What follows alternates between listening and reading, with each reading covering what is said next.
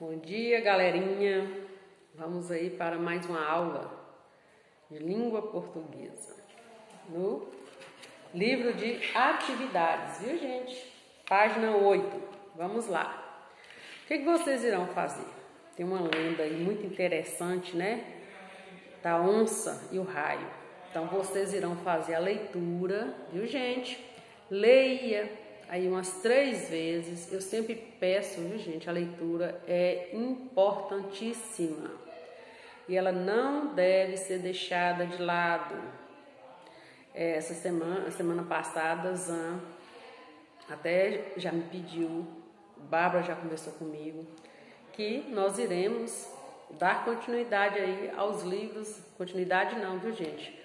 Nós iremos iniciar os trabalhos aí com os livros literários. Ela já até pediu para avisar, para vocês providenciarem. Então, quem tem, beleza. Quem não tem, viu, gente? Aí qualquer coisa, liga para ela, a questão aí desses livros literários. Ela pediu e é importante mesmo a questão da leitura, né? Nós temos que formar leitores aí, então nós temos que trabalhar mesmo a leitura. A leitura facilita tudo. Eu já dei uma aula aí de produção de texto falando dessa questão da leitura. Então, se você ler bem, você escreve bem, você produz bem, você é um crítico, né? Agora, se você não ler, você vai ter dificuldade de interpretação, você não vai ser um leitor crítico, né? E não vai produzir um texto bem. Então, vamos aí trabalhar mesmo essa questão da leitura. Aproveitem que vocês estão em casa e fazer o uso aí mesmo, né, gente, dos livros que vocês têm em casa para poder melhorar a leitura.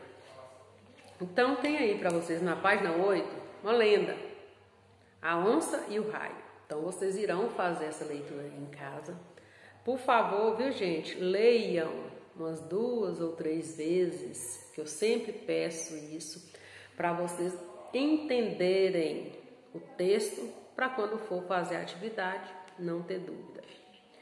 Né? E quando for fazer a leitura também oral, você já está craque aí na leitura. Olha aí o número 10.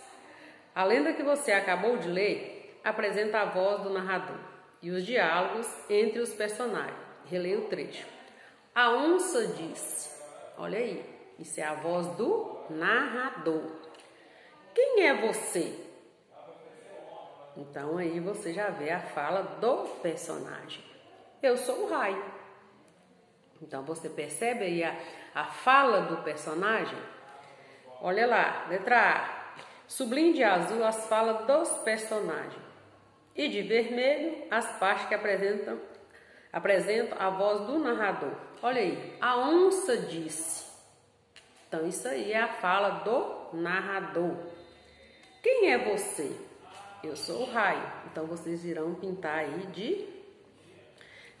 de vermelho, gente. Não sei se eu falei que eu fiz confusão. De vermelho, a voz do narrador. E de azul, a fala dos personagens. Então, quem é você? Eu sou o raio. Então, aí é a fala dos personagens. Agora, quando fala assim, a onça disse, é a voz do narrador, que vocês irão pintar de vermelho, certinho? Vamos para a página 10. Letra B. Qual é a função do narrador nesse trecho? Apresentar, né, quem está falando ou quem vai falar. Então, a função do narrador aí é apresentar quem está falando ou quem vai falar. Letra C. O narrador sempre aparece antes do diálogo. Em que outras posições ele aparece? Né? Então, não. Ele também pode aparecer depois ou no meio. Então, não é só antes, não. Ele pode aparecer lá no meio do texto ou no final do texto, não sei, né? Não é só no caso aí, antes do diálogo, não. Pode aparecer depois ou no meio das falas dos personagens aí. Letra D. Que sinal de pontuação indica as falas dos personagens? Se eu falo assim, igual está escrito aqui no final, na outra página. A onça disse. Eu usei o sinal de 2 pontos. Quando a pessoa vai falar, olha lá o sinal. Qual é o sinal? Travessão. Então, sempre, né, gente, quando a pessoa vai falar, usa-se o sinal de travessão. No numeral 11 aí tem um pequeno trecho. Vocês irão fazer a leitura aí do trechinho para poder responder abaixo, viu, gente? Olha a letra A. Nesse trecho, há a fala de outro personagem. Quem é? O Gelo. Se você fazer a leitura, você vai ver o Gelo. Copie a fala do Gelo. Então, vocês irão lá no texto e irão ver a fala aí do Gelo. Que sinal de pontuação foi usado nesta fala? Se ele vai falar, usa um sinal. Olha lá, que sinal foi utilizado nesta fala. Cuidado para não confundir lá com ponto de travessão. Foi usado um sinal lá. Para quê? Para destacar, né? Para enfatizar a fala lá desse personagem. Letra D. Escreva o trecho substituindo esse sinal de pontuação por travessão. O Gelo fez o quê? Muxoxo e saiu resmungando. Olha lá, a travessão. Vou contar para o raio.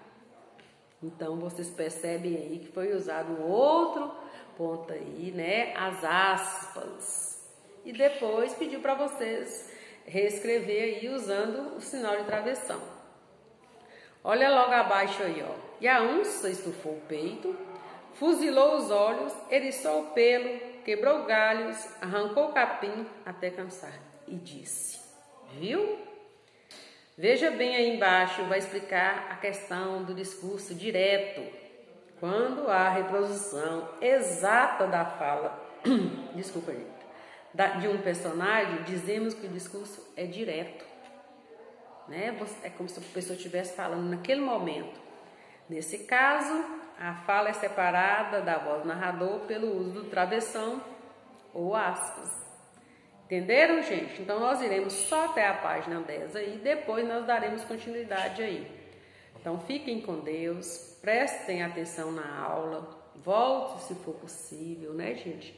Eu acho que vocês irão conseguir entender aí. Esse quadrinho roxo aí embaixo está explicando direitinho, né? Falando sobre o discurso direto, quando há reprodução exata da fala aí de um personagem. Então, é o discurso direto. Então, até mais, fiquem com Deus. Qualquer coisa, gente, liga para mim na chamada de vídeo para eu poder estar explicando para vocês.